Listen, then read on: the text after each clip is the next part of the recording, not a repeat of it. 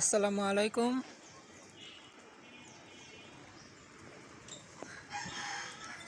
তো আজকে ভিডিওটা হচ্ছে যে আমরা কি খাবার দিব দেশি মুরগির জন্য ভালো হবে, যেটা দিলে মুরগি সুস্থ সবল থাকবে। তো আমরা হচ্ছে অনেকে সে ধান চাউল এগুলো বেশি দেয় আর কি দেশি মুরগির।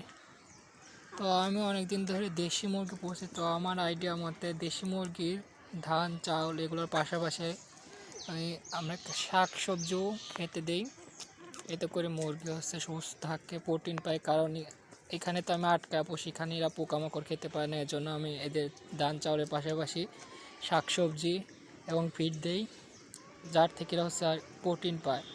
কারণ যারা হচ্ছে বদ্ধভাবে মুরগি পালন করবেন তারা অবশ্যই এই বিষয়টা খেয়াল রাখবেন, কারণ ধান চাউলে তো সেরকম কোনো প্রোটিন থাকে না। উন্মুক্তভাবে যদি আমরা পালন করতাম তো ওখানে থেকে পোকামাকড় কেঁচো জাতীয় খাবার ওরা সংরক্ষণ করে খায়।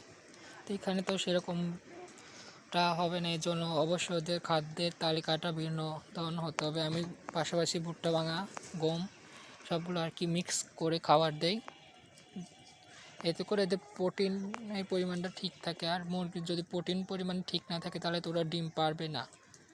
তো অবশ্যই আপনারা যারা মুরগি এরকম বদ্ধভাবে পালন করবেন অবশ্যই এই বিষয়টা খেয়াল রাখবেন, তাহলে আশা করি দেখবেন যে মুরগিগুলো সুস্থ সবল আছে এবং ঠিক মতন ডিম পারবে।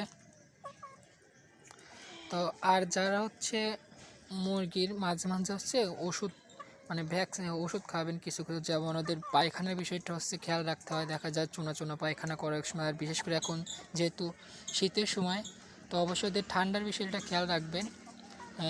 যেরকম ঘরে রাতে চারদিকে যাতে বাতাস না যেতে পারে সেটার বিষয়েও খেয়াল রাখবেন। থালা দিয়ে দিতে পারেন চাইলে, তাহলে কি মুরগি ঠান্ডা লাগবে না। তো এরকম বদ্ধভাবে পালন করলে একদিক সুবিধা আছে যে গাড়াবে যেগুলো আর কি ধরে খেয়ে ফেলতে পারে না।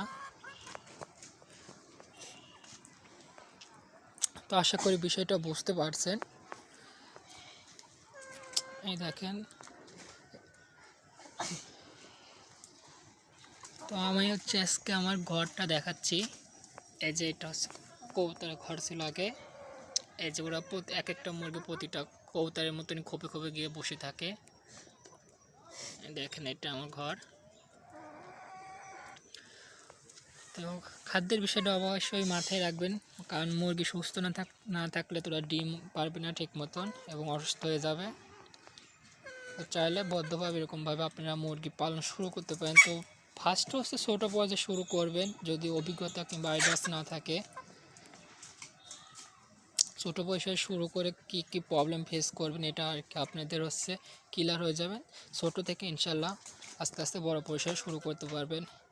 হুট করে হচ্ছে বড় পয়সায় শুরু করা তার ঠিক না। দেখা যায় মুরগির যে লাভই হয় এমনটা না, অনেক সময় দেখা যায় মুরগি রোগ বালাই হয়ে অসুস্থ খামারে যা দিয়ে শুরু করেন তার থেকে দ্বিগুণ লস হয়ে যায়। তো অবশ্যই এই বিষয়গুলো খেয়াল রাখবেন। আশা করি সেটা বুঝতে পারছেন।